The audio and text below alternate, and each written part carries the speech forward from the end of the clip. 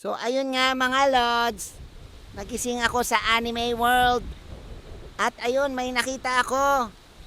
Tao ba yun? Teka, lapitan ko nga. Nilapitan ko yung unang tao. Tapos bigla siyang sumigaw ng, Pure Rengu-san, konichi trainingu! ha? Buring-san, sansanin kita eh. Iyak tawa ka dyan.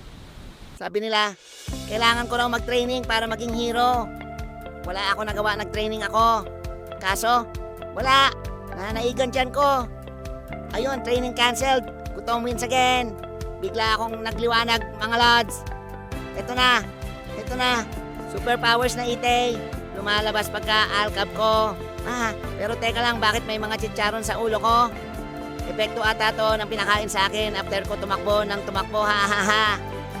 Ngayon, isa lang ang tanong, ako ba ang magliligtas sa mundong to? At para kanino ang siopaw na yan? Para sa akin, yehey! Haha!